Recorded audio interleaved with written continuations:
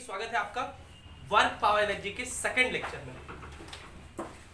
तो L1 में हम लोगों ने डिस्कस किया था कि वर्क कैसे निकालते हैं। फर्स्ट लेक्चर में हम लोगों ने डिस्कस किया था कि वर्क कैसे निकालते हैं, और उसमें सबसे इंपॉर्टेंट इंजीनियरिंग एस्पिरेंट्स के लिए जो था वो था वर्क निकालना जब वेरिएबल फोर्स हो, वेक्टर फॉर्म में दिया हो और उसमें भी इंटीग्रेशन करना आसान ना हो। पर इंटीग्रेशन करना कब आसान नहीं होता है? जब कुछ ऐसा फंक्शन x और y इस तरह से इन्वॉल्व हो कि आप उसका सीधा सीधा इंटीग्रेशन ना कर सके, कॉन्सेप्ट ऑफ डी लगाना पड़े। मेडिकल एस्पिरेंट्स के लिए इंपॉर्टेंट नहीं है, ज्यादातर इंपॉर्टेंट किसके लिए है? इंजीनियरिंग के बच्चों के लिए, क्योंकि इंजीनियरिंग के बच्चों को ये चीज सिखाया जाता है मैथ्स में। इसलिए मैं एक बार फिर से ये पॉइंट को वापस से एक्सप्लेन कर रहा हूं। सबसे पहले आप ये समझ पा रहे हैं कि ये फोर्स किस फॉर्म में है? किस फॉर्म में बताओ? Vector form and variable force. तो ये है force in vector force, variable force, variable force in vector form. तो बताइए क्या फॉर्मूला आप यूज करेंगे? वर्क का इंटीग्रेशन F डॉट ds, ये फॉर्मूला होता है अगर फोर्स वेरिएबल फॉर्म में हो और वेक्टर फॉर्म में दिया हो। इस केस में जो ds वेक्टर लिखते हैं, कभी भी ds वेक्टर क्या होता है? dx i cap plus dy j cap. तो लिखिए जरा वर्क क्या होगा? इंटीग्रेशन F डॉट ds, इन दोनों का डॉट प्रोडक्ट। डॉट प्रोडक्ट कैसे करते हैं? i वाला को i के साथ, j वाला को j के साथ। तो करिए i वाला को i के साथ, ये कितना हो जाएगा? 2xy dx plus x square dy। अब देखिए वापस से वही आ गया, देखिए y के साथ dx, x के साथ dy। मतलब ऑब्वियस सी बात है कि ये जो होगा किसी का d होगा, और वो किसका होगा? तो इसके लिए एक बहुत साधारण सा रूल है, ठीक है? अगर आप इंजीनियरिंग के स्टूडेंट होने के बावजूद नहीं बता सकते हैं, हालांकि 12th करने के बाद पता हो जाता है। आप लोग तो पास आउट में है सब, मैक्सिमम लोग, कुछ लोग 12th में है। तो 12th में डिफरेंशियल इक्वेशन में थोड़ा बहुत ये आइडिया हो जाता है। 11th के बच्चों को नहीं होता, ये जो पहली बार पढ़ रहे होते हैं उनको नहीं आइडिया होता है। तो मैं उसके आइडिया के लिए थोड़ा सा हेल्प कर रहा हूं, लेकिन ये ऐसा नहीं कि यूनिवर्सल रूल है, ये आपको मैथ्स के अंडरस्टैंडिंग से ही जज करना पड़ेगा। लेकिन आसान भाषा में अगर रूल कहा जाए तो एक सिंपल सा है कि देखिए dy के साथ क्या लिखा हुआ है, तो आप वो लिख दो, और dx के साथ y वाला कौन सा है? सिर्फ y है ना, y वाला कौन सा है? तो यही इसी का d होने का चांस है। क्या बोले, समझ में आया?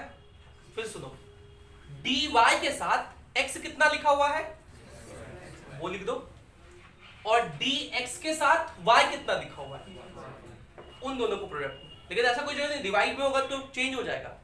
तो आप एक बार इसको क्रॉस चेक भी कर ले यहां करके। अब d of x square y करना हो तो प्रोडक्ट रूल लगाइए, x square as it is y का डिफरेंशिएशन dy, फिर y as it is x square का डिफरेंशिएशन 2x dx। तो फिजिक्स में मोटा मोटी इससे काम चल जाएगा आपका। फिजिक्स में मैथ्स वाले सर तो आपको बहुत डिटेल में ये करवाते हैं, बहुत सारे फॉर्म का, ताकि आपको देख के अंदाजा हो।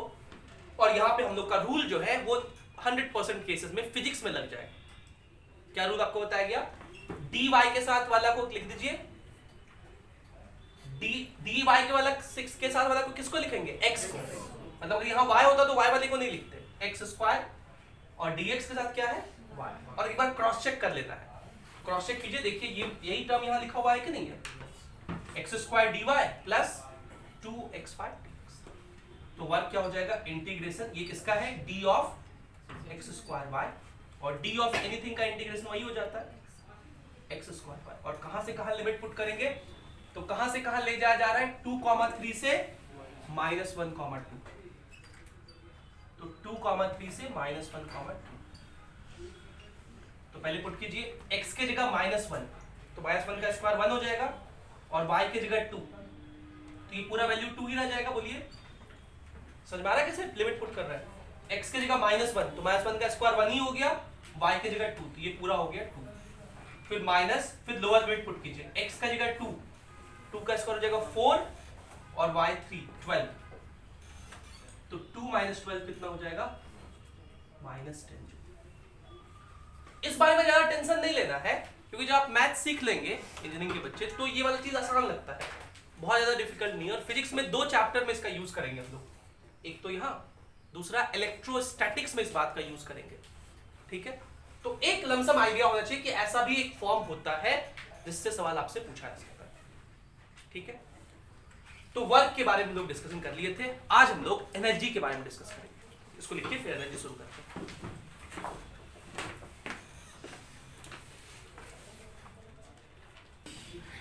चलिए तो अब हम लोग एनर्जी शुरू करते हैं। अगर कोई पूछे आपसे एनर्जी का डेफिनेशन क्या है, what is energy? Ability to do work, capacity to do work. आप लिख लो एक लाइन में, it is ability to do work. Ability या कैपेसिटी, जो भी लिखने का मन करे, टू डू वर्क। बेसिकली यहां पे ये बात समझना है कि एनर्जी वर्क का ही एक दूसरा फॉर्म है। कार्य करने की क्षमता को ऊर्जा कहा जाता है। काम मतलब वर्क, ये कर पाए कोई, कब कर पाएगा? जब उसके पास एनर्जी होगा। मतलब अगर एनर्जी है तो उसके वजह से वर्क होता है, उसके वजह से, मतलब एनर्जी जो है वो वर्क के फॉर्म में ट्रांसफॉर्म होता है, और वर्क जो है वो भी एनर्जी के फॉर्म में ट्रांसफॉर्म होता है। जैसे मैं आपको एग्जांपल समझाता हूं। एक स्प्रिंग है, स्प्रिंग को आप खींचते हैं, उसमें आपको ताकत लगाना पड़ता है कि नहीं लगाना पड़ता है? लगाना पड़ता है। स्प्रिंग को और अच्छा समझना है तो गुलेल समझ लो। गुलेल खेले हो? वो खेले हो ना? उसको पकड़ के खींचते हम लोग, तो बहुत जोर से खींचना होता है उसमें। खींचे, ताकत लगाए, एनर्जी था तभी तो ये काम कर पाए। एनर्जी था तो क्या किए? वर्क किए, और ये काम, ये जो वर्क किए, ये एनर्जी के फॉर्म में स्टोर हो गया, पोटेंशियल एनर्जी ऑफ द गुलेल, है ना। और वो एनर्जी फिर काइनेटिक एनर्जी में कन्वर्ट हो सकता है। अगर उसको छोड़ दिया जाए पार्टिकल वहां लगा के, तो पार्टिकल डूब जाएगा। समझ पा रहे हैं आप मेरी बात? तो वर्क एनर्जी एक दूसरे में कन्वर्ट हो सकता है, और वर्क करने की एबिलिटी को ही एनर्जी कहते हैं। तो कई बार वर्क करेंगे तो वो एनर्जी में स्टोर हो जाएगा, कई बार एनर्जी होगा तो उसी की वजह से आप वर्क कर पाएंगे। इसी के बारे में चर्चा करना है हम लोग को। एनर्जी बहुत तरह का होता है, chemical energy, electrical energy, heat energy. Heat energy के बारे में हम लोग थर्मोडायनेमिक्स में पढ़ते हैं। इलेक्ट्रिकल एनर्जी के बारे में हम लोग इलेक्ट्रिसिटी में पढ़ते हैं, ठीक है। यहां पे जिस एनर्जी के बारे में हमें पढ़ना है उसका नाम है मैकेनिकल एनर्जी। कौन सा एनर्जी? मैकेनिकल एनर्जी के बारे में हम लोग यहां पढ़ेंगे। एनर्जी कौन सा? Mechanical energy. तो हम लोग एनर्जी के एक स्पेसिफिक एग्जांपल को पढ़ने जा रहे हैं। एनर्जी का एग्जांपल कौन सा? Mechanical energy. मैकेनिकल एनर्जी को शॉर्ट में हम लोग एमई से लिखा करेंगे, ठीक है। और ये बेसिकली 2 प्रकार की होती है।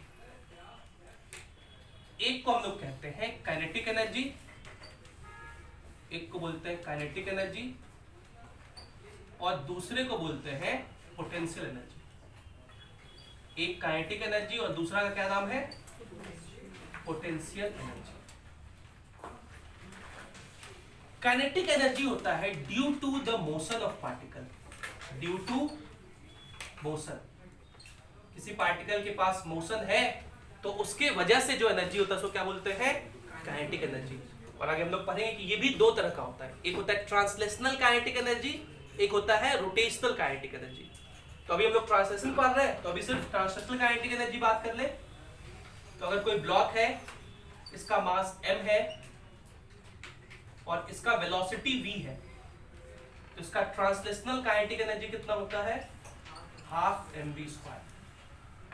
ध्यान रहे, इसका वेलोसिटी v है। यहां पे जो v लिखा है वो क्या है? वेलोसिटी। लेकिन यहां पे जो v लिखा है वो क्या है? स्पीड। क्योंकि वेलोसिटी का स्क्वायर नहीं कर सकते। यहां पे वेलोसिटी का स्क्वायर कभी सीखे हो? वेक्टर का स्क्वायर करना नहीं सीखे ना। तो यहां पे जो ये जो v है वो क्या है? काइनेटिक एनर्जी में स्पीड। मतलब काइनेटिक एनर्जी बेसिकली होता है half into m into speed का स्क्वायर। इस पॉइंट पे गौर करना है, ये v वेलोसिटी नहीं होता है, क्या होता है? स्पीड होता है। इसलिए कुछ लोग इसको वेलोसिटी के फॉर्म में ऐसे लिखते हैं, half into m v vector dot v vector, v vector dot v vector, v vector dot v vector उसके मैग्नीट्यूड का स्क्वायर ही होता है, वी स्क्वायर। तो वेलोसिटी के फॉर्म में लिखना है तो काइनेटिक एनर्जी को आप चाहे तो ऐसे लिख सकते हैं, लेकिन जनरली ये फॉर्म फेमस है। और इस फॉर्म में जो v है वो क्या है, स्पीड है। v वेक्टर अगर आप बोलते हैं तो उसका मतलब वो क्या है, वेलोसिटी। इस बात का यूज है क्योंकि मैं हो सकता है कोई केस ऐसा हो जैसे circular motion, uniform circular motion, uniform circular motion, short में इसको यूसीएम कहते हैं हम लोग। यूनिफॉर्म सर्कुलर मोशन में स्पीड कांस्टेंट रहता है। यूनिफॉर्म वर्ड का मतलब क्या होता है, कांस्टेंट। तो यूनिफॉर्म सर्कुलर मोशन में स्पीड कांस्टेंट रहता है लेकिन वेलोसिटी चेंज कर रहा है बिकॉज ऑफ डायरेक्शन, तो वेलोसिटी वेरिएबल है। तो काइनेटिक एनर्जी क्या होगा, यूनिफॉर्म सर्कुलर मोशन में काइनेटिक एनर्जी कांस्टेंट होगा कि वेरिएबल, कांस्टेंट होगा, क्योंकि काइनेटिक एनर्जी का क्या फॉर्मूला होता है, half into m into speed का स्क्वायर, और स्पीड क्या है, स्केलर तो है ही, कांस्टेंट है ना, स्पीड कांस्टेंट है तो काइनेटिक एनर्जी भी क्या होगा, कांस्टेंट होगा। वेलोसिटी वेरिएबल है जबकि, ये बात भी ध्यान रखने वाली बात है, इसलिए ये हाफ एम वी स्क्वायर में वी क्या है, स्पीड है, ये ध्यान रखते। समझ पा रहे हैं आप मेरी बात। दूसरा बात है पोटेंशियल एनर्जी। दूसरा बात क्या है, पोटेंशियल एनर्जी, और इसको डिफाइन किया जाता है कि ये होता है कन्फिगरेशन की वजह से, ड्यू टू कन्फिगरेशन। कन्फिगरेशन का मतलब होता है शेप, साइज या पोजीशन, शेप साइज या पोजीशन, उसके वजह से अगर किसी के पास कोई एनर्जी है तो उसको हम लोग बोलते हैं पोटेंशियल एनर्जी। पोटेंशियल एनर्जी क्या होता है, ड्यू टू कन्फिगरेशन, और कन्फिगरेशन का मतलब क्या होता है, शेप साइज एंड पोजीशन। अब पोटेंशियल एनर्जी पढ़ने के लिए हम लोग को एक क्लासिफिकेशन सीखना पड़ेगा जो स्कूल गोइंग बच्चों के लिए बहुत इंपॉर्टेंट है, वेरी इंपॉर्टेंट फॉर स्कूल। ये एग्जाम में पूछा जाता है, स्कूल एग्जामिनेशन में। दो तरह के फोर्स होते हैं, फोर्स का क्लासिफिकेशन तो पूछा जाता है, differentiate between conservative and non conservative forces, ये बहुत इंपॉर्टेंट है। तो आपसे पूछा जाएगा conservative and non conservative forces, इनके बीच का डिफरेंस बताइए। ठीक है, ये आ रहा है उसमें। कंजर्वेटिव फोर्स उनको कहते हैं जिनकी वजह से वर्क डन पाथ पे डिपेंड नहीं करता, work done does not depend on path. वैसे फोर्स जिनके वजह से वर्क डन पाथ पे डिपेंड ना करे। पाथ पे डिपेंड ना करने का मतलब एक जगह से दूसरे जगह तक गए, कैसे गए इस बात से मतलब नहीं है, इनिशियली यहां थे फाइनली यहां पहुंच गए, तो इनिशियल और फाइनल स्टेट पे सिर्फ डिपेंड करेगा, पाथ पे डिपेंड नहीं करेगा। अभी हम लोग देखेंगे कंजर्वेटिव फोर्स जो होते हैं उनके वजह से वर्क डन पाथ पे डिपेंड नहीं करता, और इन्हीं के वजह से पोटेंशियल एनर्जी का कॉन्सेप्ट होता है। Concept of potential energy is defined,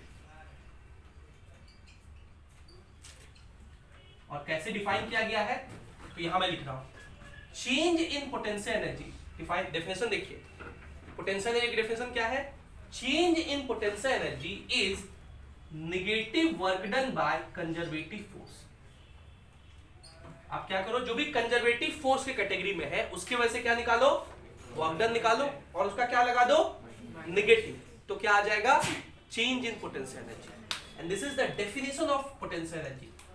बहुत लोगों को ये डेफिनेशन पता ही नहीं होता है, उसे पोटेंशियल एनर्जी बोलो तो पहले तो सीधा सीधा यही आता है mgh sir, mgh potential energy. कोई ज्यादा पढ़ा लिखा है तो बोलेगा हाफ के एक्स स्क्वायर, जबकि ये पोटेंशियल एनर्जी के टाइप्स है। पोटेंशियल एनर्जी का डेफिनेशन ये होता है, मैथमेटिकल डेफिनेशन। ये कैसा डेफिनेशन है, थ्योरेटिकल डेफिनेशन। ये कैसा डेफिनेशन है, मैथमेटिकल। सिमिलरली काइनेटिक एनर्जी का ये कौन सा डेफिनेशन है, थ्योरेटिकल डेफिनेशन, कि वह एनर्जी जो मोशन की वजह से हो। Mathematical definition half M we square. हर चीज का एक थ्योरेटिकल डेफिनेशन होता है, दूसरा मैथमेटिकल। तो कंजर्वेटिव फोर्सेस की वजह से ही पोटेंशियल एनर्जी का कॉन्सेप्ट डिफाइंड होता है। तो कंजर्वेटिव फोर्सेस में कौन कौन आता है? पूरे फिजिक्स में हमें 10 फोर्स पढ़ना है। कौन कौन से 10 फोर्स? एक तो mg, एक तो normal, tension, friction, spring force. 5 force mechanics के। इस 5 में से 2 कंजर्वेटिव है। तो ये हमारे तीसरे पॉइंट में हो जाएगा एग्जांपल। एक हो गया mg मतलब ग्रेविटेशनल फोर्स, दूसरा स्प्रिंग फोर्स। आगे चल के 5 फोर्स हमें और पढ़ना होता है। फ्लूइड में 2, विस्कस फोर्स और बाइंड फोर्स, और 3 क्लास 12 के पोर्शन में इलेक्ट्रोस्टैटिक फोर्स, जो कि एक कंजर्वेटिव फोर्स है। इलेक्ट्रोस्टैटिक फोर्स, ठीक है, इलेक्ट्रोस्टैटिक फोर्स।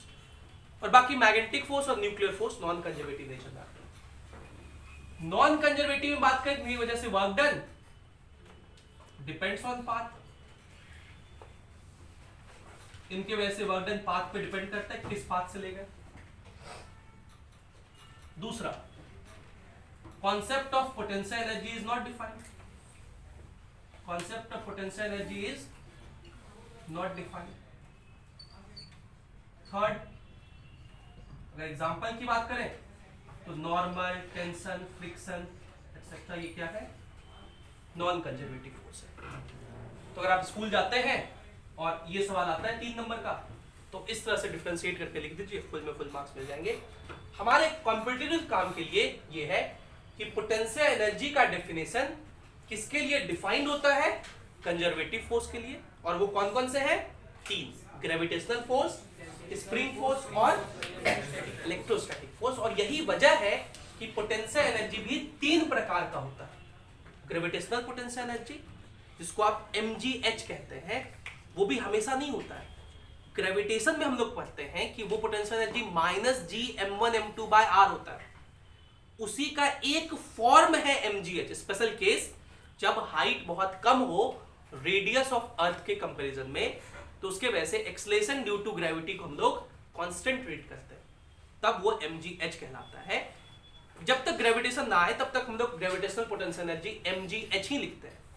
अगर बहुत ज्यादा हाइट पे चले जाए, जैसे मान लो पूछा जाए कि कितना पोटेंशियल एनर्जी चेंज होगा अगर अर्थ के सरफेस से एक ऐसे हाइट पे चले जाए जिस हाइट का वैल्यू अर्थ के रेडियस का आधा हो, तब g कांस्टेंट नहीं होगा, तब g वेरिएबल होगा।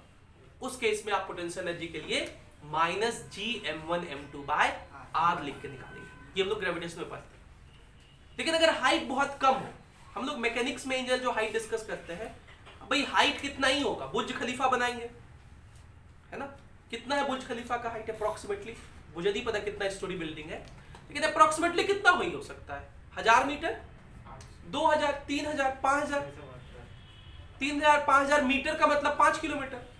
100 किलोमीटर के रेंज में बहुत कम वेरिएशन होता है जी में, तो बहुत ज्यादा कोई तुक्का बात तो ये है नहीं।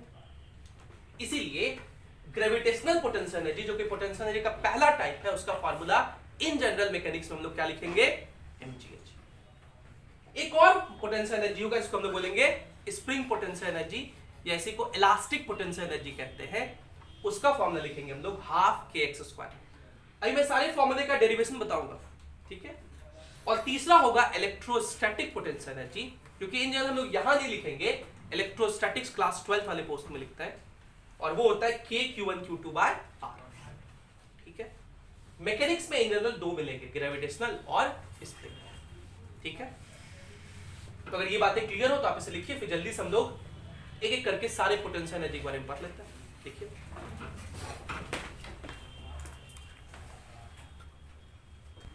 तो अब हम लोग एक एक करके हर पोटेंशियल एनर्जी के बारे में पढ़ते हैं। सबसे पहले हेडिंग डालिए gravitational potential energy. Gravitational potential energy, और हम लोग ग्रेविटेशन वाला नहीं, हम लोग बिना ग्रेविटेशन के, मतलब ये मानते हुए कि कम हाइट की बात कर रहे हैं, वो वाला चर्चा करेंगे। तो मैं तो पूरा डेराइव करके दिखा रहा हूं, ये डेरिवेशन स्कूल वालों के लिए इंपॉर्टेंट है, बाकी आपको समझ में आना चाहिए, कॉम्पिटिटिव एग्जाम के लिए समझना सिर्फ जरूरी है। ये मान लेते हैं एक रेफरेंस है, सबसे पहले आप ये जान लीजिए कि ग्रेविटेशनल पोटेंशियल एनर्जी लिखने के लिए आपको एक रेफरेंस मानना पड़ेगा। बिना रेफरेंस के ग्रेविटेशनल पोटेंशियल एनर्जी नहीं लिखते, ठीक है। तो ये एक रेफरेंस होगा।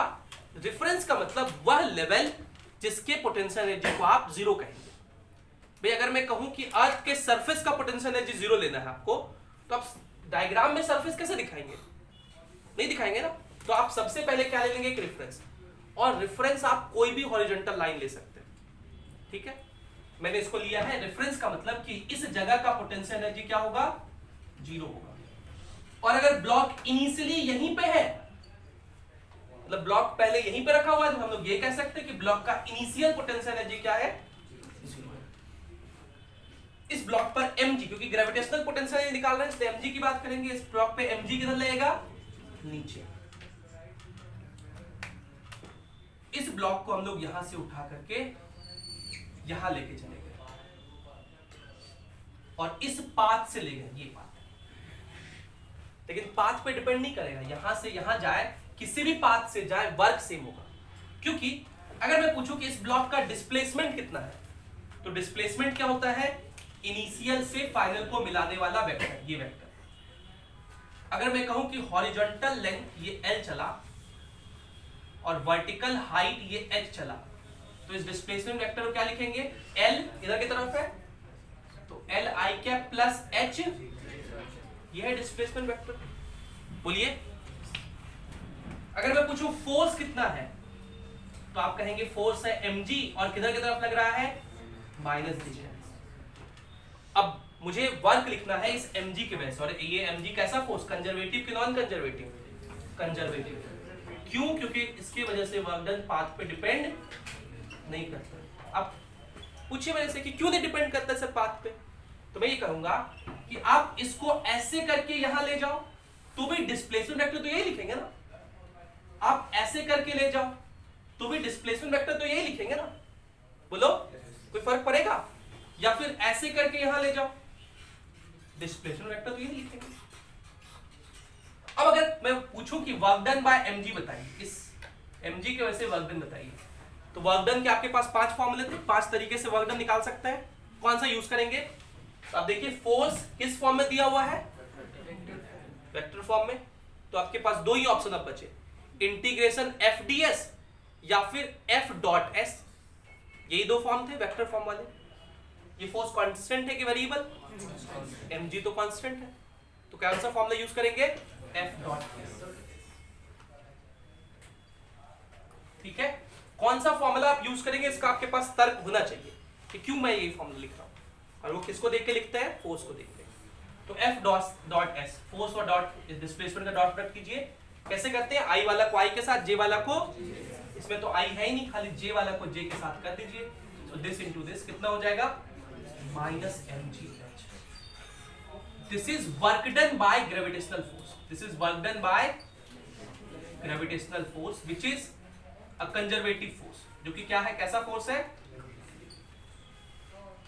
ये ग्रेविटेशनल फोर्स की वजह से वर्क डन। और हम लोग डिफाइन किए कि चेंज इन पोटेंशियल एनर्जी क्या होता है? Negative work done by conservative force. क्या होता है? Negative work done by conservative force. Change का मतलब होता है final potential energy minus initial. Change in potential energy का मतलब final potential energy minus negative the work done by conservative force. कितना वर्क डन है? माइनस mgh, उसका minus कर दो तो क्या हो जाएगा? और इनिशियल पोटेंशियल एनर्जी क्या है? 0। तो फाइनल पोटेंशियल एनर्जी कितना होगा? mgh।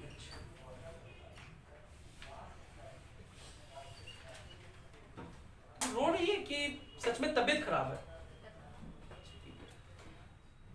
नहीं, हमको लगा कि कहीं ऐसा नहीं कि किसी और को भी कहीं हम देख लिए हुआ, आप लोग टेंशन में आ गए, ऐसा नहीं टेंशन लेना। तो फाइनल पोटेंशियल एनर्जी कितना होगा? mgh। अब ये तो डेरिवेशन हो गया। डेरिवेशन ज्यादा हमें समझ होनी चाहिए। समझ में आपको ये रखना है कि अगर कोई रेफरेंस है तो सबसे पहला काम पोटेंशियल एनर्जी लिखने के लिए आप क्या करेंगे? रेफरेंस लेंगे। पहला पॉइंट ये है कि ग्रेविटेशनल पोटेंशियल एनर्जी लिखने के लिए आपको क्या लेना पड़ेगा? रेफरेंस। और रेफरेंस का मतलब उसका पोटेंशियल एनर्जी क्या लेंगे आप? जीरो। अब अगर कोई पार्टिकल उस रेफरेंस से ऊपर है, h हाइट ऊपर, तो इसका पोटेंशियल एनर्जी क्या लिखेंगे? mgh। अगर कोई पार्टिकल रेफरेंस पर ही है तो उसका पोटेंशियल एनर्जी जीरो। उससे h हाइट ऊपर है तो mgh। अगर कोई पार्टिकल इससे नीचे है, h डैश हाइट पे मान लीजिए एक पार्टिकल है, उसका मास m डैश है, तो इसका पोटेंशियल एनर्जी क्या लिखेंगे? Minus m dash g h dash.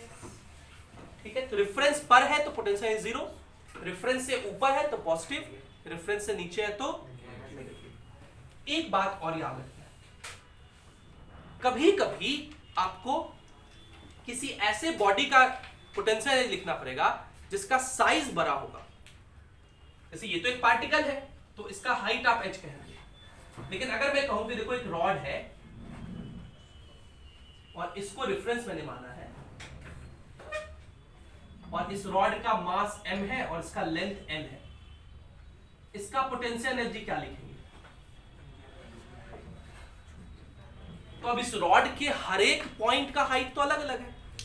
इस रॉड के सबसे लोवेस्ट पॉइंट का हाइट कितना है? जीरो। मिडिल पॉइंट का हाइट कितना है? l/2। सबसे टॉप मोस्ट पॉइंट का हाइट कितना है? l। तो इसके पोटेंशियल एनर्जी लिखने के लिए हम लोग हाइट किस पॉइंट का लें? तो उसके लिए एक रूल है कि रॉड जैसे ऑब्जेक्ट या जो भी जिसका लीनियर के साथ लेंथ के साथ मास वेरी करे, उसके लिए आप उसका सेंटर को हाइट एज्यूम कीजिए। एज्यूम कीजिए कि इसका पूरा मास इसके सेंटर पर है और उसका जो हाइट होगा उसी के अनुसार आप पोटेंशियल एनर्जी लिखेंगे। तो इसका हाइट कितना है सेंटर का? l/2, इसलिए इसका पोटेंशियल एनर्जी क्या लिखेंगे? पहले प्लस की माइनस, क्योंकि इसका सेंटर जो है, सेंटर को देखना हमेशा, रेफरेंस से क्या है? ऊपर है, तो प्लस लिखेंगे कितना?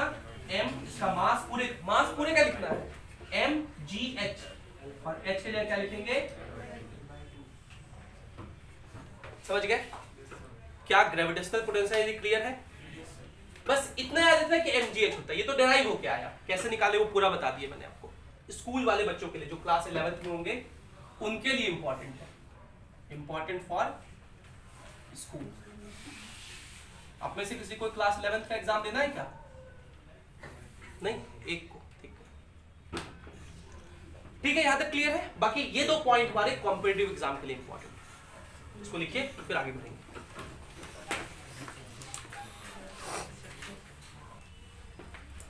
अब देखिए, पूरे जो वर्क पावर एनर्जी है उसका एक थीम है, और थीम है जो मैं अभी बोर्ड पे लिखने जा रहा हूं। फिजिक्स में हर चैप्टर का एक थीम है। थीम का मतलब मोटो, वो चैप्टर आपको क्या सिखाना चाहता है, क्या एक वो सेंटेंस है जिसमें वो पूरा का पूरा चैप्टर कवर हो जाए। उस थीम का यहां पे नाम है work energy theorem and mechanical energy conservation theorem. क्या नाम है? Mechanical energy conservation theorem. और वही इस चैप्टर का पूरा थीम है। उसी पे हम लोग को काम करना है, क्वेश्चंस करने, न्यूमेरिकल करने। मैक्सिमम क्वेश्चंस जो होते हैं 99% क्वेश्चन वो इसी दो थ्योरम पे बनते हैं, work energy theorem and mechanical energy conservation theorem. तो आज तो मैं थ्योरम पढ़ाऊंगा और साथ ही साथ कुछ एप्लीकेशन कराऊंगा, और आज ही वर्क पावर एनर्जी का सारा थ्योरी खत्म हो जाएगा। कुछ और थ्योरी नहीं है इसमें, बस इतना सीख ले तो आपका सारा थ्योरी हो गया। इनको अप्लाई करना सीखना है आपको, ठीक है?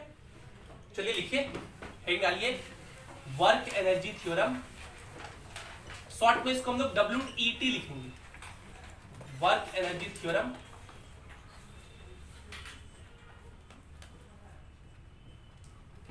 And mechanical energy conservation theorem, and mechanical energy conservation theorem, mechanical energy conservation theorem.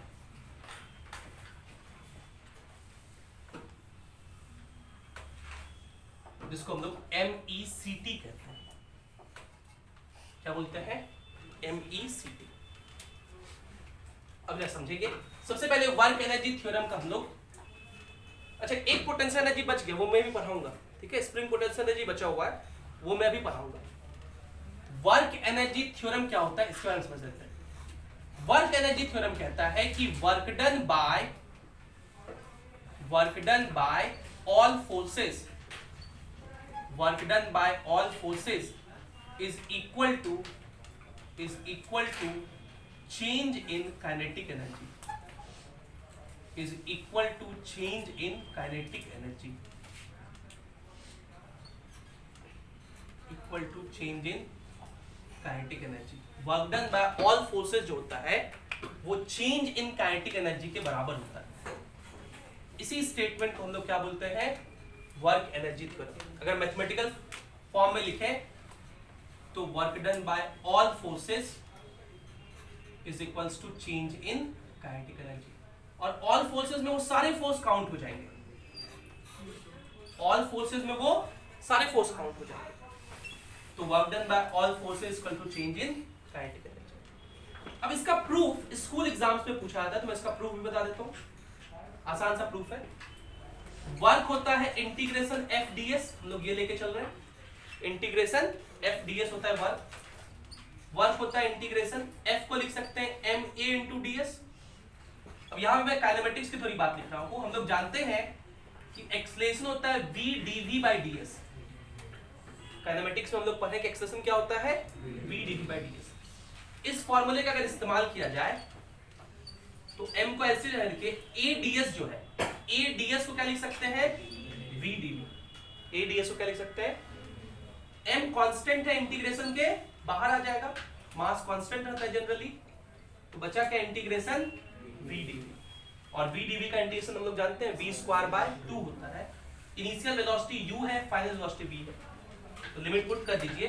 तो m तो कांस्टेंट था, v dv का इंटीग्रेशन v स्क्वायर बाय 2, तो 2 बाहर लिख देते हैं, v स्क्वायर पहले अपन लिमिट, तो v स्क्वायर माइनस, तो देखिए लिखा हुआ है mv square, m we square by 2, इसको बोलते हैं फाइनल काइनेटिक एनर्जी। फिर लिखा हुआ है एम यू स्क्वायर बाय 2, इसको क्या बोलेंगे, और ये क्या हो गया, change in kinetic energy. Easy PG, चप्पे नीचे, आसान है, ठीक है। Work done by all forces is change in kinetic energy. इस बात को वर्क एनर्जी थ्योरम कहते हैं। अब अच्छे से याद रखना है क्योंकि इस बात का बहुत यूज करेंगे। मैकेनिकल एनर्जी कंजर्वेशन थ्योरम पहले हम लोग प्रूफ कर लेते हैं, फिर समझेंगे, उसका डेफिनेशन लिखेंगे। इसी से ये आया है। अभी हम लोग क्या सीखे कि work done by all forces is equals to change in, इसको हम लोग क्या बोलते हैं, वर्क एनर्जी थ्योरम। ये मैकेनिकल एनर्जी कंजर्वेशन थ्योरम नहीं है, लेकिन इसी से ये प्रूफ होता है। Work done by all forces को हम लोग लिख सकते हैं दो भाग में, वर्क डन बाय mg और kx, इसको हम लोग बोलेंगे कंजर्वेटिव फोर्स, इसको हम लोग क्या बोलेंगे, plus work done by normal tension friction, और भी नॉन कंजर्वेटिव फोर्स है, लेकिन हम लोग मैकेनिक्स में चर्चा कर रहे हैं तो 5 ही की चर्चा ले रहे हैं। ये क्या है, नॉन कंजर्वेटिव फोर्स, और ये किसके बराबर होता है, चेंज इन काइनेटिक एनर्जी के बराबर। Work done by conservative force, अभी आप याद कीजिए, थोड़ी देर पहले मैंने आपको बताया कि चेंज इन पोटेंशियल एनर्जी क्या होता था, negative work done by conservative force.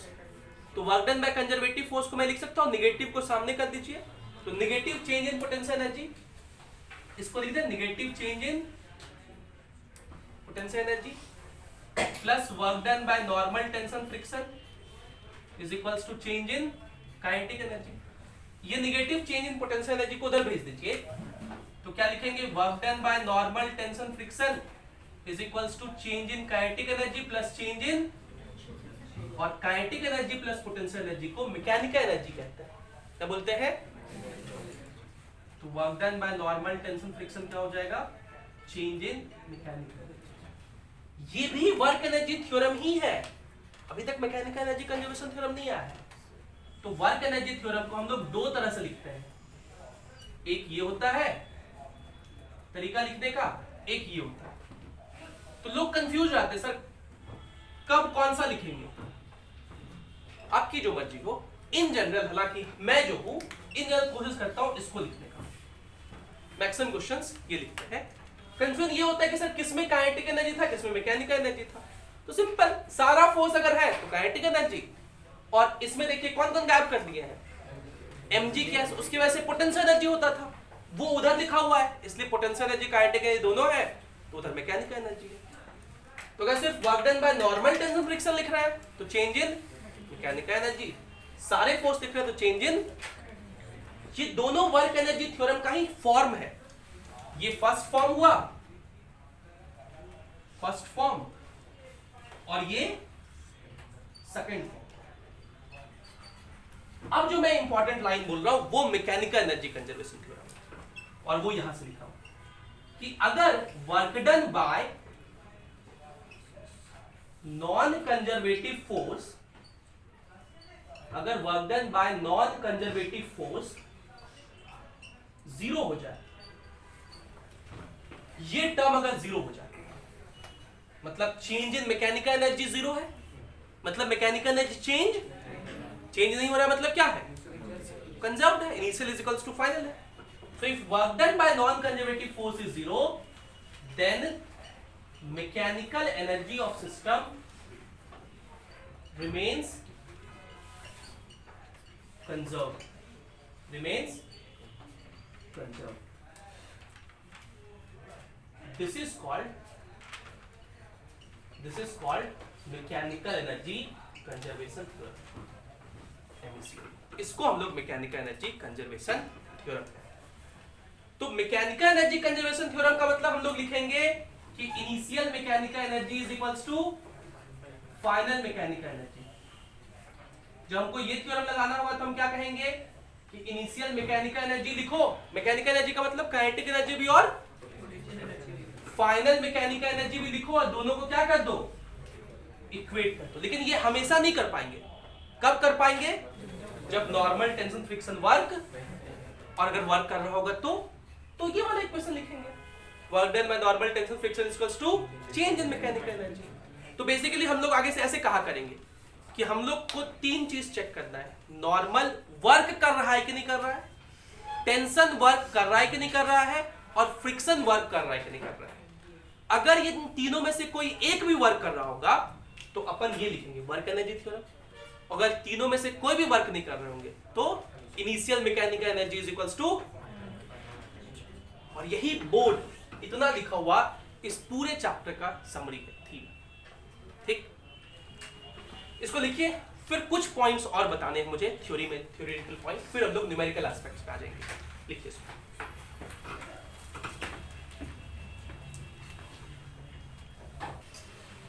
आगे हम लोग तो इन जितने पॉइंट्स को मैं लिखवा रहा हूं उनको आप इंपॉर्टेंट पॉइंट्स करके लिख लीजिए। इंपॉर्टेंट पॉइंट्स में पहला पॉइंट लिखिए spring potential energy,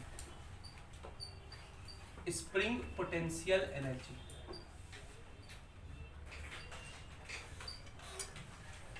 spring potential energy का ही दूसरा नाम क्या है, elastic potential energy, elastic potential energy. अब पिछले क्लास में मैंने आपको बताया था L1 में कि स्प्रिंग के वजह से वर्क कैसे निकालते हैं, बिल्कुल वैसे ही पोटेंशियल एनर्जी निकालेंगे, क्योंकि वर्क का ही तो नेगेटिव लेना है, क्योंकि स्प्रिंग फोर्स कैसा फोर्स है।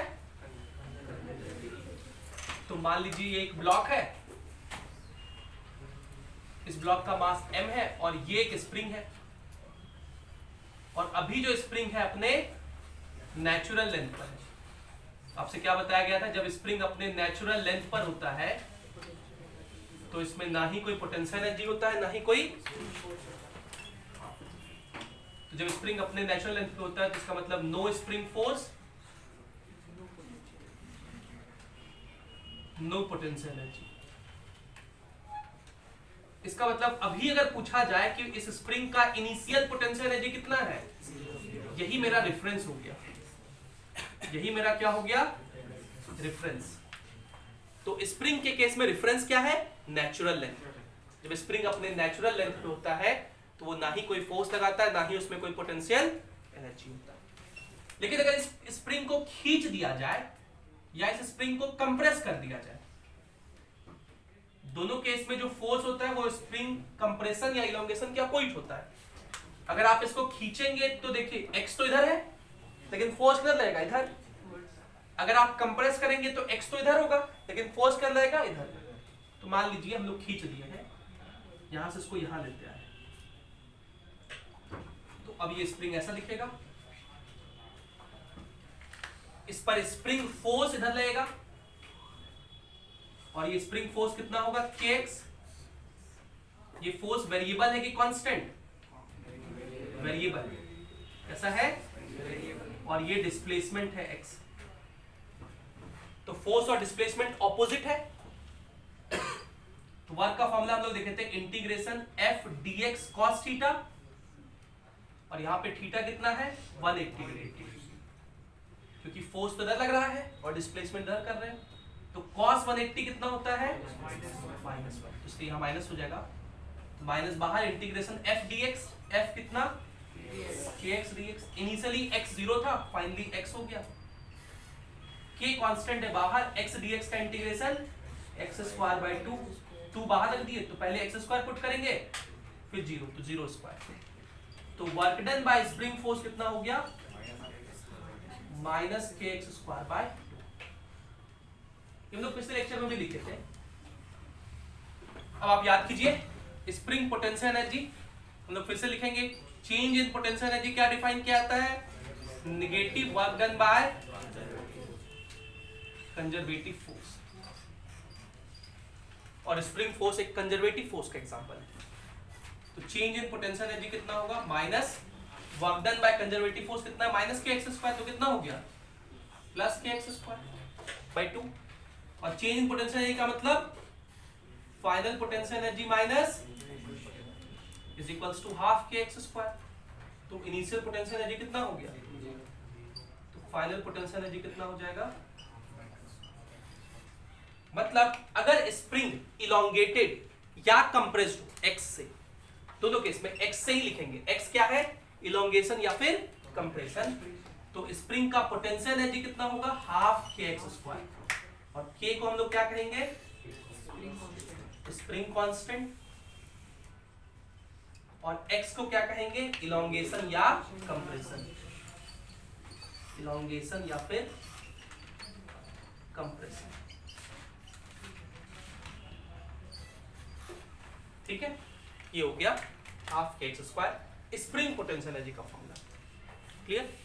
इसको लिखिए जल्दी से, फिर 2-4 पॉइंट और लिखेंगे।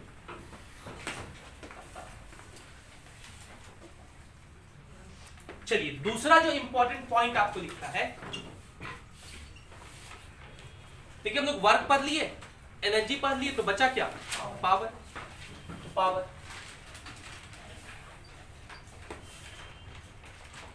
पावर को हम लोग P से लिखते हैं, और ये होता है वर्क बाय टाइम। और अगर डेफिनेशन पूछोगे थ्योरेटिकल, तो इसको बोलते हैं rate of doing work. Rate of doing work, rate of doing work is called power.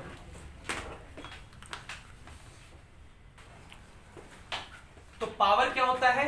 Rate of doing work, work by time को हम लोग पावर कहते हैं। अच्छा, हम लोग पढ़े कि वर्क क्या होता है? Force dot displacement bye T, और डिस्प्लेसमेंट बाय टाइम को हम लोग क्या लिख सकते हैं? वेलोसिटी। तो पावर हो जाएगा फोर्स डॉट वेलोसिटी, ये हो जाएगा पावर। तो पावर के बारे में इतनी बातें आपको याद रखनी है। हो गया वर्क पावर, है ना? अच्छा, अब 2-3 बातें समझिए। थ्योरी इतना ही है, लेकिन अब मैं जो 2-4 पॉइंट लिखवा रहा हूं वो पॉइंट आपके क्वेश्चंस में आपको हेल्प करेगा।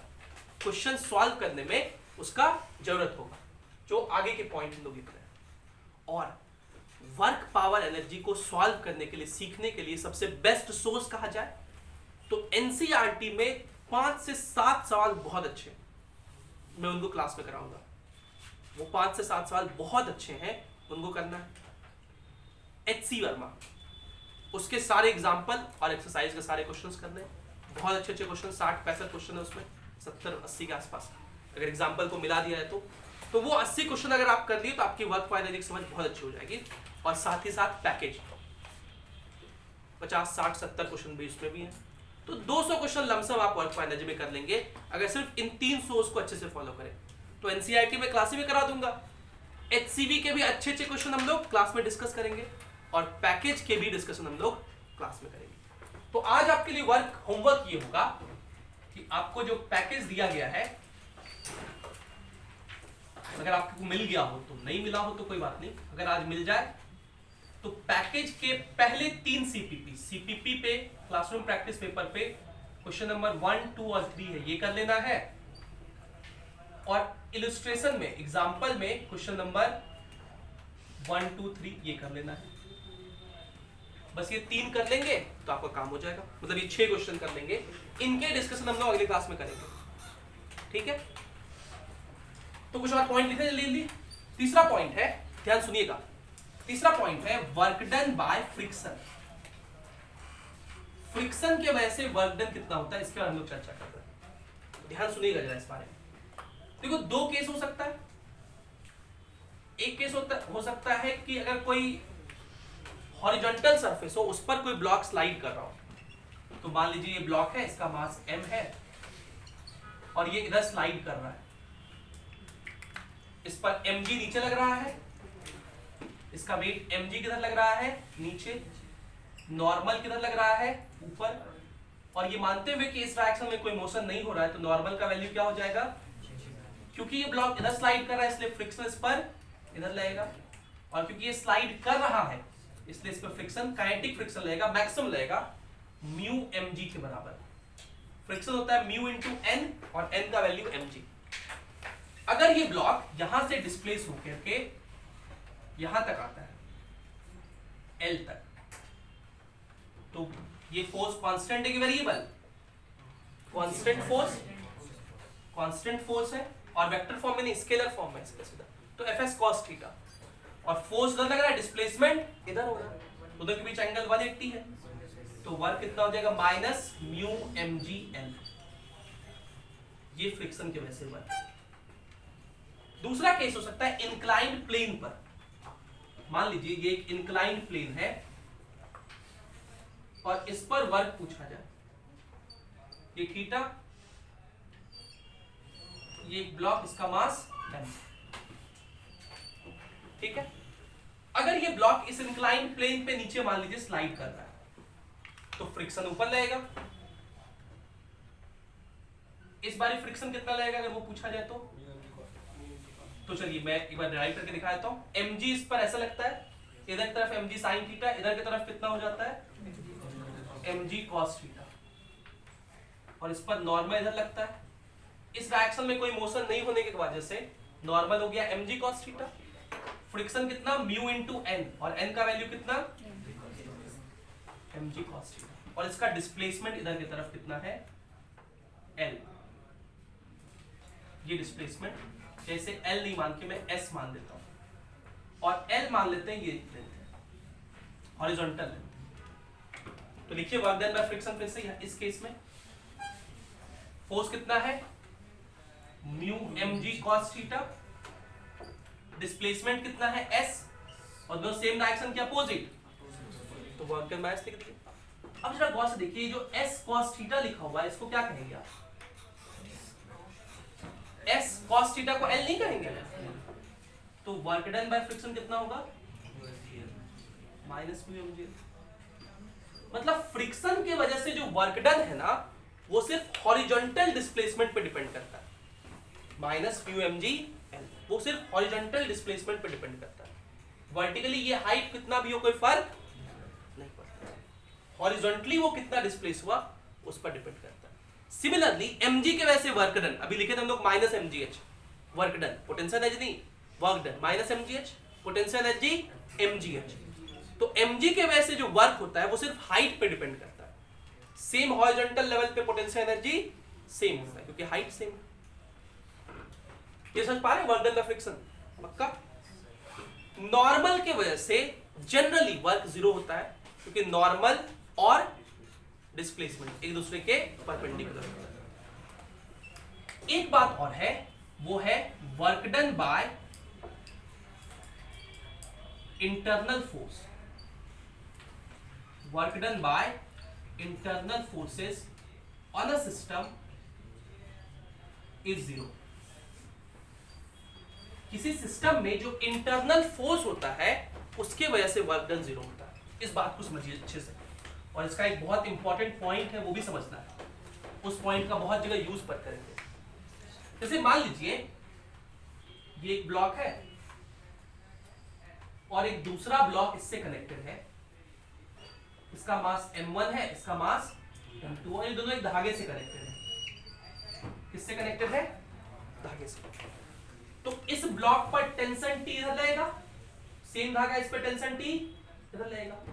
लेकिन अगर मैं इस पूरे को एक सिस्टम कंसीडर करूं, अगर मैं पूरे को एक सिस्टम कंसीडर करूं तो ये दोनों फोर्स कैसे फोर्स हो जाएंगे?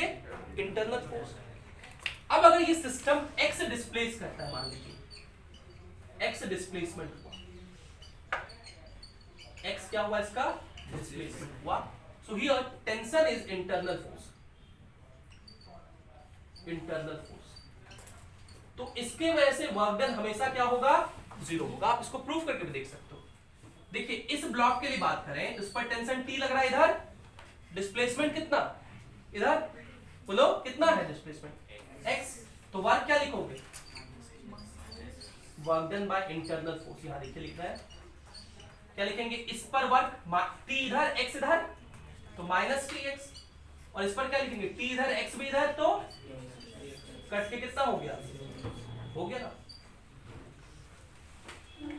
तो जब भी इंटरनल फोर्सेस रहेंगे तो उसके वजह से सिस्टम पर नेटवर्क क्या होगा? 0 होगा। और इसका एक बहुत फेमस एग्जांपल है पुली ब्लॉक सिस्टम। कौन सिस्टम? पुली ब्लॉक सिस्टम में टेंशन जो होता है वो इंटरनल फोर्स होता है। पुली ब्लॉक सिस्टम में टेंशन जो होता है वो इंटरनल फोर्स होता है, इसलिए टेंशन के वजह से पुली ब्लॉक सिस्टम में कोई वर्क नहीं होता। और उसका रीजन यही है। ऐसे ही करके देखोगे इसमें भी तो 0 हो जाएगा। लेकिन आगे से हम लोग याद रखेंगे, क्या याद रखेंगे? इसके बाद वो 5वां पॉइंट आपको यहां लिखना है। लाइट ही कट गया, पहले ये लिखो फिर लिखेंगे। चलिए 5वां पॉइंट ये लिखना है आप लोग को। लिखिए मेरे साथ 5वां point. In pulley block system, in pulley block system, in pulley block system, tension is internal force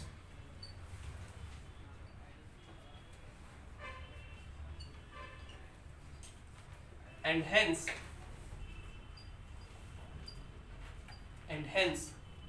work done by tension in pulley block system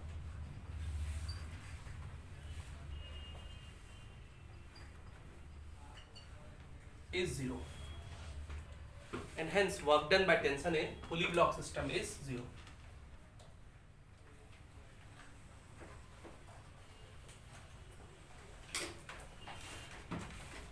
And hence work done by tension in pulley block system is 0.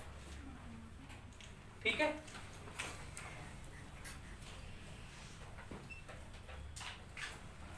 Clear? 2-3 बात और, ये छठे point में मैं लिख रहा हूं। Mechanical energy conservation theorem का कुछ फेमस एग्जांपल है। मैकेनिकल एनर्जी कंजर्वेशन थ्योरम का कुछ फेमस एग्जांपल है, उनकी बारे में एक बार बात करूं। तो एग्जांपल्स ऑफ MEC,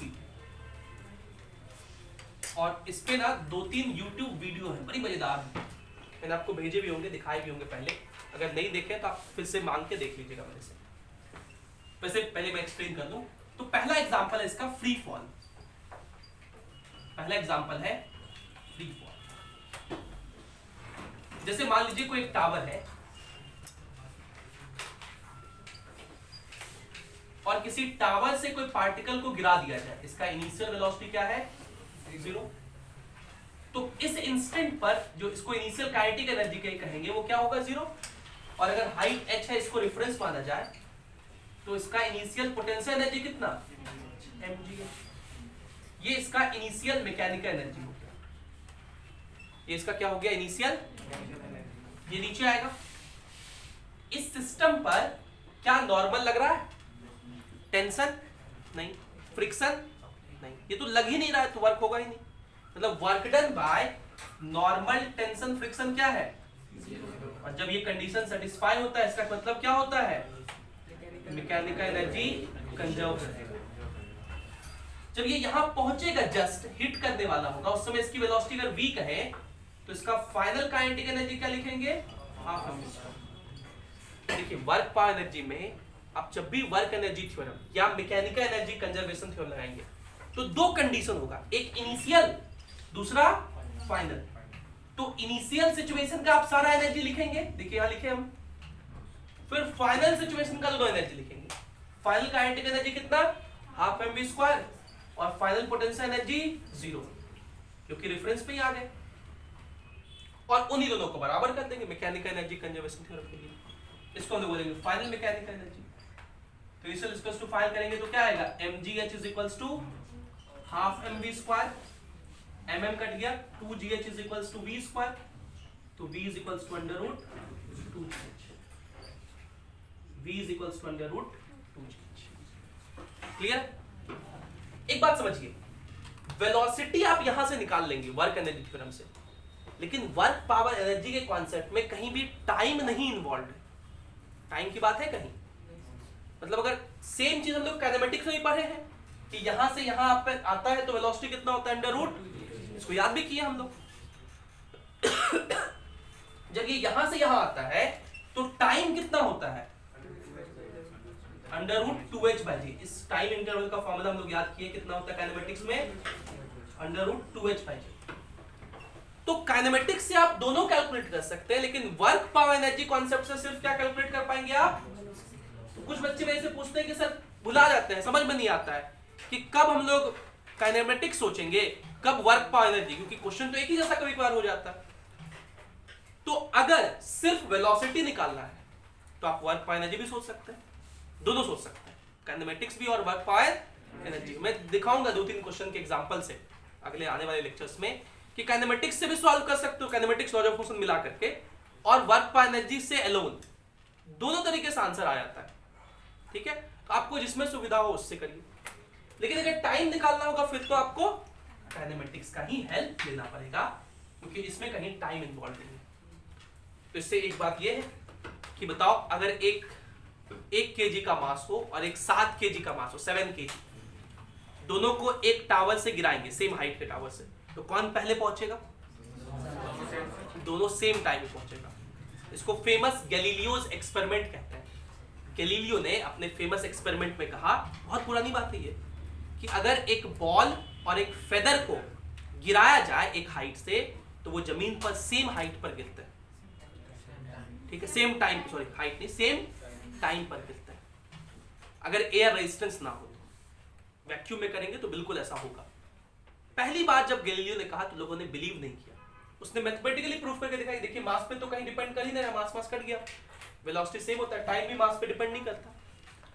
लेकिन जो काइनेमेटिक्स है ना, काइनेमेटिक्स जो हम लोग इक्वेशंस ऑफ मोशन लिखते हैं ना, v = u + at, s = ut + ½ a², v² = u² + 2s, उसको हम लोग गैलीलियोज इक्वेशन भी कहते हैं, उसको गैलीलियो ने ही दिया था।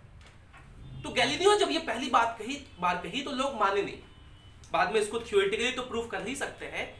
नासा स्पेस वैक्यूम फैसिलिटी जहां पे है वहां पे इसको एक्सपेरिमेंटली प्रूफ करके देखा गया। ये वीडियो YouTube पे अवेलेबल है, आप सर्च कीजिएगा कभी YouTube पे, नासा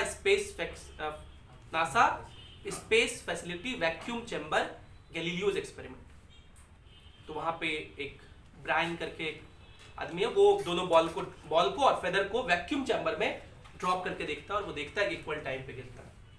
ठीक है, मैंने ये वीडियो कुछ लोगों को भेजा भी था, देख लीजिएगा, अगर नहीं आपके पास तो आप मांग लीजिएगा मेरे से। ये क्लियर है, फ्री फॉल।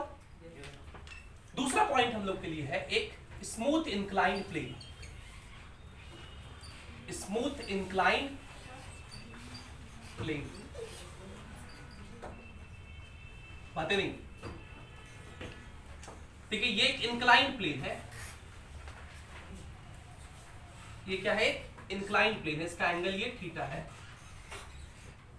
ये ब्लॉक, इसका मास कितना है m, और मान लीजिए इसको यहां से रिलीज किया जाए h हाइट से,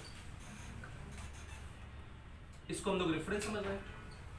तो यहां पर काइनेटिक एनर्जी इनिशियली कितना कहेंगे, 0, और पोटेंशियल एनर्जी इनिशियल mgh। जब ये ब्लॉक चल के यहां आएगा तो इसका वेलोसिटी कितना होगा अगर पूछा जाए तो मान लेते हैं वेलोसिटी v होगा। जब ये यहां पहुंच गया तो फाइनल पोटेंशियल एनर्जी क्या हो गया 0 और kinetic energy final half mv²। Basically मैं ये एग्जांपल नहीं बता रहा हूं, बेसिकली मैं आपको सिखा रहा हूं कि क्वेश्चन सॉल्व कैसे करना है। इनिशियली आप एनर्जी ऐसे लिखेंगे, फाइनली एनर्जी ऐसे लिखेंगे। और इस केस में देखिए कौन कौन सा फोर्स लग रहा है, mg और नॉर्मल। नॉर्मल की वजह से अभी तक वर्क नहीं देखे थे, लेकिन देखिए नॉर्मल की वजह से इन जनरल 95-99% केस में या 100% केस में वर्क 0 ही होता है। एक आध कोई एक्सेप्शन निकल सकता है, जैसे नॉर्मल ऐसे डिस्प्लेसमेंट इधर, दोनों के बीच एंगल कितना है, तो अगर फोर्स और डिस्प्लेसमेंट 90 डिग्री पे हो तो वर्क नहीं होगा। तो हम लोग को तीन ही चेक करना होता है, नॉर्मल, टेंशन, फ्रिक्शन। टेंशन तो लग ही नहीं रहा है, फ्रिक्शन तो लग ही नहीं रहा है, स्मूथ है। नॉर्मल लग रहा था बेचारा लेकिन वर्क, तो work done by normal tension friction यहां भी क्या है 0 है। और अगर work done by normal tension friction 0 हो तो मैकेनिकल एनर्जी कंजर्वेशन थ्योरम लगा सकते हैं। मतलब ये final mechanical energy is equals to initial mechanical energy. दोनों को बराबर करेंगे तो half mv² is equals to mgh, तो v is equals to √2gh। इसका मतलब ये है कि अगर इंक्लाइन प्लेन है h हाइट का, वहां से भी किसी पार्टिकल को रिलीज किया जाए तो वो जब बॉटम पे आता है उसका वेलोसिटी √2gh ही होता है ना। हो क्या रहा है बेसिकली इन सारे केसेस में, एक केस हमें और बताऊंगा मैं, फोर्थ केस नहीं सॉरी थर्ड केस में आपको बता रहा हूं किसका, सिंपल पेंडुलम का। सिंपल पेंडुलम का केस। आप लोग 3 इडियट्स देखे, 3 इडियट्स का मैं एक सीन याद करने कहूंगा, याद करेंगे पक्का? जिसको याद होगा वो मत बोलना, जो पहले क्लास कर चुके है ना, नए बच्चों के लिए। 3 इडियट्स में एक सीन था, उसमें जो नायक रहता है, कौन था, आमिर खान, वो अपनी गर्लफ्रेंड को प्रपोज करने जाता है ना, राजू के साथ। रात का वक्त होता है, राजू बाहर में गिटार बजा रहा होता है, वो अपनी गर्लफ्रेंड के घर जाता है, गर्लफ्रेंड की दीदी भी बगल में सोई हुई रहती है, और उसको एक्सप्लेन करता है कि तुम मेरे सपनों में डेली आती हो रात में, और स्कूटर से उतरती हो, हेलमेट खोलती हो, फिर नाक बीच में आ जाती, पता नहीं क्या क्या बोलता है। और जब ये बोलता है तो उसकी दीदी फिर उठ जाती है। इस उधेड़ बुन में राजू भागने लगता है, तो वो गिर जाता है, आवाज करता है, वायरस जग जाता है। वायरस आप लोग को याद है, जो डीन थे उसमें, है ना। फिर ये लोग भागते हैं, भागते भागते वो राजू जो है कुछ हरकत भी करता है, कुछ लघु शंका वाला काम भी करता है। वायरस देख लेता है, टॉर्च ला के देखता है, बोला राजू रस्तोगी। फिर ये लोग भागते हैं और कहाँ छुप जाते हैं, लेक्चर हॉल में। सुबह होती है, प्रोफेसर साहब आते हैं, पूछते हैं कि राजू रस्तोगी कहाँ थे, तो वो कंबल उम्बल खोल करके उठा के बोलता प्रेजेंट सर। तो आमिर खान उसको एक्सप्लेन मतलब समझाने के लिए बोलता है कि सर रात भर पढ़ाई कर रहा था, इंडक्शन मोटर पढ़ रहा था, इसलिए ये हालत खराब है। प्रोफेसर बोलते हैं अच्छा बताइए, in that case can you please explain how does N induction motor starts. मतलब ब्रूम ब्रूम करके, है ना, रात में जिस बॉटल से पानी या जो भी पेय पदार्थ पिए थे वो गिरता है ना, कौन उठाता है इसको, साइलेंसर, चतुर, वो उसको उठाता है, है ना, याद है ये सारी बातें। अच्छा इस टाइम प्रोफेसर साहब क्या पढ़ा रहे थे जो क्लास में थे बोर्ड पे,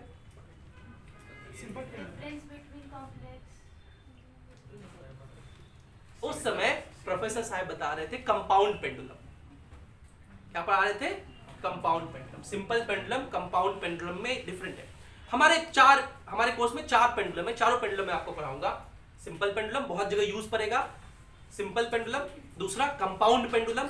जैसे सिंपल पेंडुलम में क्या होता है, सीलिंग से हम लोग एक धागा बांध देते हैं, इसका लेंथ L है, इसका मास M है, वेलोसिटी V है। इस कहानी का सार ये था, सार आप लोग को समझ में आया? अच्छा इसको नहीं समझ में आया, पूछ रहे नहीं सर। सार ये था कि काम की जो एक बात थी वो आपने छोड़ दी, और काम की जो 100 बातें थी वो आपने रख ली। रम, साइलेंसर, वायरस सब याद रह गया, लेकिन काम का वो जो एक बात था वो देखा भी नहीं आपने, याद भी नहीं आपको, क्या ऐसा भी कुछ था क्या? प्रोफेसर साहब तभी पढ़ा रहे थे। ये सीन तो था वो 1-2 सेकंड का एक सीन था जिसमें प्रोफेसर एक्सप्लेन करते हैं कि सिंपल पेंडुलम में एक धागा होता है और वो धागे का लेंथ L होता है और एक पार्टिकल U करके ऑसिलेट करता है।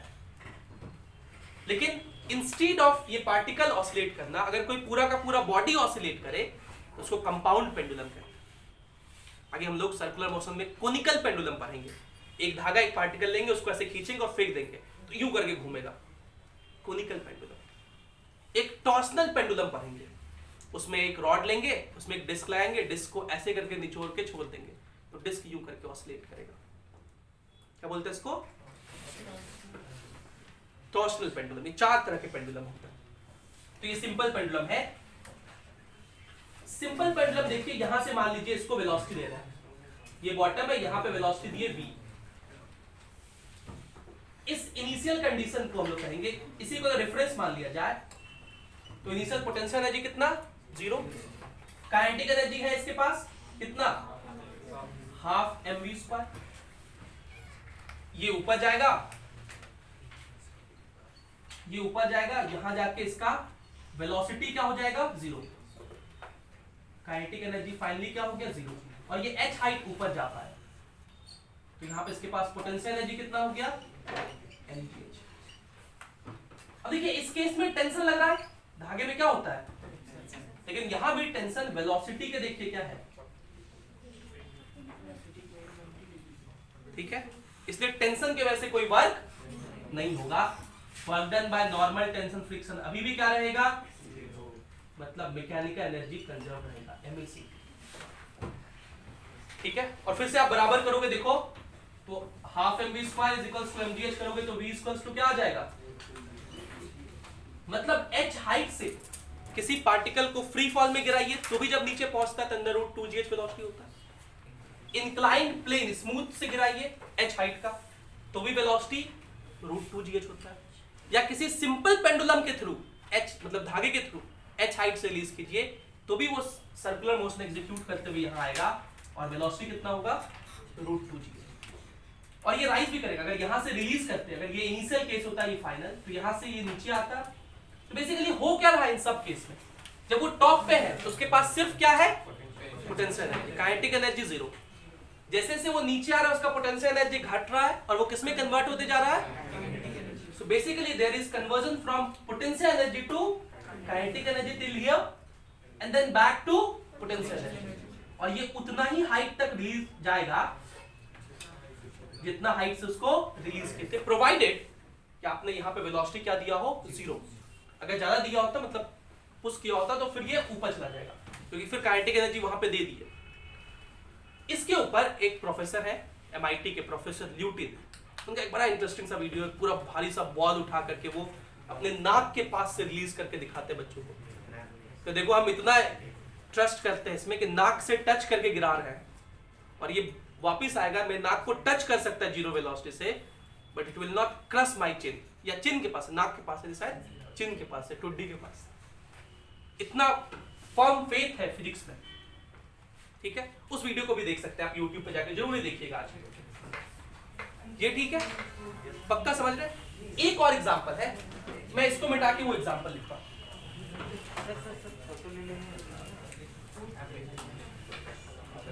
एक और एग्जांपल देखिए, आखिरी पॉइंट, और वो है स्प्रिंग ब्लॉक सिस्टम का। बातें नहीं, आखिरी एग्जांपल स्प्रिंग ब्लॉक सिस्टम का।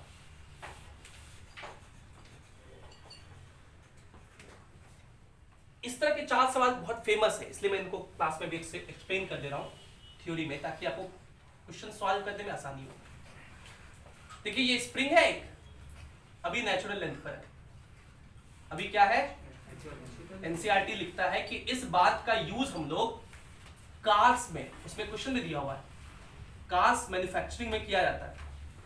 कार कितना झेल सकता है स्पीड चेंज, उसको एक्सप्लेन करने के लिए ये यूज किया जाता है कि स्प्रिंग होते हैं, माउंटेड होते हैं वॉल्स पे, और कार जाता है और बहुत हाई स्पीड से उससे टकराता है, ठीक है। उसका एयर बैग खुल रहा है कि नहीं खुल रहा है, तो इसके में यूज होता है। NCERT में लिखा हुआ है वो। तो ये स्प्रिंग है जो कि अभी किस पे है, नेचुरल लेंथ पे, और एक ब्लॉक है, इसका मास m है, आप कहां समझ सकते हैं, इसको v वेलोसिटी से यहां से रिलीज किया गया, v वेलोसिटी से थ्रो किया। तो अभी अगर पूछा जाए तो देखिए रेफरेंस तो इसी को मान लेंगे हम लोग, अगर इसी को रेफरेंस कहें। अच्छा, रेफरेंस क्वेश्चन में चेंज नहीं करना है, आप एक बार रेफरेंस मान लिए तो थ्रू आउट क्वेश्चन रेफरेंस वही रहे, ऐसा नहीं कि आधा क्वेश्चन में रेफरेंस इधर, आधा क्वेश्चन में रेफरेंस उधर, फिर गलत हो जाएगा। तो इस ब्लॉक के पास क्या कोई ग्रेविटेशनल पोटेंशियल एनर्जी है? नहीं। क्या इस स्प्रिंग के पास कोई पोटेंशियल एनर्जी है? नहीं।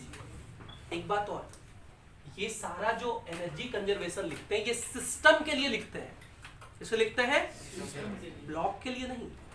ये मत सोचना कि ब्लॉक का एनर्जी कंजर्व रहेगा, नहीं, इस सिस्टम का, स्प्रिंग ब्लॉक सिस्टम का, देखिए मैंने वर्ड क्या यूज किया यहाँ, उसका कंजर्व। तो अभी इसका पोटेंशियल एनर्जी कितना है? 0, क्योंकि ना ही स्प्रिंग के पास है ना ही ब्लॉक के पास है। इस सिस्टम के पास अभी क्या है? काइनेटिक एनर्जी, जो कि ब्लॉक के पास है कितना? ½ mv²। ये ब्लॉक जाएगा, इस स्प्रिंग को कंप्रेस करेगा, करते करते इसका वेलोसिटी घटने लगेगा, एकदम आखिरी समय जब ये स्प्रिंग मैक्सिमम कंप्रेस हो जाएगा तब उसका वेलोसिटी क्या हो जाएगा? 0। और जैसे ही वेलोसिटी 0 होगा, स्प्रिंग तो कंप्रेस हो रहा था, फोर्स लगा रहा था इधर तरफ, वो इधर फोर्स लगाएगा और ये इधर आ जाएगा। इसका मतलब ये नहीं कि स्प्रिंग जब पूरा कंप्रेस हुआ तभी फोर्स लगा है, नहीं भाई, जैसे ही ये ब्लॉक इस स्प्रिंग से टकराया, स्प्रिंग कंप्रेस होना शुरू हो गया, तो फोर्स स्प्रिंग लगाना शुरू कर दिया इधर, जिसके वजह से इस ब्लॉक का वेलोसिटी क्या हो रहा है? कम हो रहा है, और फाइनली वेलोसिटी क्या हो गया? 0। लेकिन जैसे ही वेलोसिटी 0 होता है, उसके बाद जिधर फोर्स लगता है उधर ब्लॉक चल देता है, तो फोर्स इधर लग रहा है, इधर चल देगा। अगर आपसे पूछा जाए कि वो मैक्सिमम कंप्रेशन कितना है, तो आप सेकंड केस में ऐसे लिखाओगे कि जब वो स्प्रिंग मैक्सिमम कंप्रेस्ड है, इस केस में है, तो इसके पास कौन सा एनर्जी है? फाइनल पोटेंशियल एनर्जी कितना? ½ kx²। और वो जो x होगा उसको हम लोग क्या कहेंगे? Maximum compression. मैक्सिमम कंप्रेशन का मतलब उससे ज्यादा वो कंप्रेस नहीं हुआ, क्योंकि इसका वेलोसिटी क्या हो गया? फाइनल काइनेटिक एनर्जी कितना हो गया? 0। अभी भी देखिए, ध्यान दीजिए, अभी भी ग्रेविटेशनल पोटेंशियल एनर्जी नहीं है, ग्रेविटेशनल पोटेंशियल एनर्जी अभी भी क्या है? 0 है। लेकिन अभी कौन सा पोटेंशियल एनर्जी है? और अभी आपको दिख रहा है कि पूरा एनर्जी किसका है? सिस्टम का है। क्योंकि अगर आप सिर्फ ब्लॉक का देखते तो ब्लॉक के पास काइनेटिक एनर्जी 0, और ब्लॉक के पास स्प्रिंग पोटेंशियल एनर्जी कैसे होगा? सिस्टम का ही होगा ना। मतलब एनर्जी कंजर्वेशन जो हम लोग लिखते हैं, किसके लिखते हैं? सिस्टम के लिए। Very important point. फिर से यहाँ पे कौन कौन फोर्स लग रहा है अगर देखा जाए तो mg लग रहा है, उससे तो हमको टेंशन है ही नहीं, दिक्कत है ही नहीं। नॉर्मल लग रहा है, लेकिन वो नॉर्मल कोई वर्क नहीं करेगा, क्योंकि नॉर्मल किधर लग रहा है? देखो ऊपर, और वेलोसिटी इधर, कोई वर्क नहीं नॉर्मल की वजह से। तो इस केस में भी मैकेनिकल एनर्जी कंजर्वेशन थ्योरम लगेगा, और इनिशियल मैकेनिकल एनर्जी ये है ½ mv² is equals to final mechanical energy कितना? ½ kx²। So again you can see here there is conversion from kinetic energy to potential energy। देखिए block के पास पूरा kinetic energy था, ये जैसे ही स्प्रिंग से टकराया, ब्लॉक का वेलोसिटी घटने लगा, मतलब ब्लॉक का काइनेटिक एनर्जी घटने लगा, स्प्रिंग कंप्रेस होने लगा। जैसे स्प्रिंग के पास पहले कोई पोटेंशियल एनर्जी नहीं था, अब वो स्प्रिंग कंप्रेस होके पोटेंशियल एनर्जी गेन करने लगा, and at this instant the entire kinetic energy of block gets converted into potential energy, है ना। तो फिर से मैकेनिकल एनर्जी कंजर्वेशन हम लिखेंगे तो क्या लिखेंगे? ½ mv² is equals to ½ kx²। तो इसी ये क्वेश्चन आ जाएगा mv² is equals to kx²। इसमें कोई एक देके दूसरा पूछा जा सकता है, बहुत फेमस है, पूछते हैं। क्या ये बातें क्लियर है? अब इन्हीं में कुछ चेंज करके, जैसे यहाँ फ्रिक्शन लगा देंगे तो फिर ये कंजर्व नहीं रहेगा मैकेनिकल एनर्जी कंजर्वेशन थ्योरम, तो फिर हम लोग वर्क एनर्जी थ्योरम लगाएंगे। और कैसे लगाएंगे? फ्रिक्शन के वजह से वर्क लिखेंगे, और वो क्या होता है? Work done by normal tension friction is equals to change in mechanical energy. Work done by normal tension friction is equals to change in mechanical energy. तो आप फ्रिक्शन की वजह से वर्क लिखेंगे, उसको बराबर किसके करेंगे? चेंज इन, मतलब फाइनल मैकेनिकल एनर्जी माइनस, मतलब करना इसी तरह है, खाली जो आखिरी इक्वेशन लिखेंगे वो वर्क एनर्जी थ्योरम का हो जाएगा। ठीक है, समझ पा रहे हैं आप मेरी बात? ये सारी बातें वर्क पावर एनर्जी के थ्योरी में है। थ्योरेटिकल डिस्कशन इतना ही। अब मैं अगले कुछ लेक्चर्स के माध्यम से आपको इन्हीं कॉन्सेप्ट्स का यूज न्यूमेरिकल्स में करवाऊंगा। Thank you for being with us, have a great day.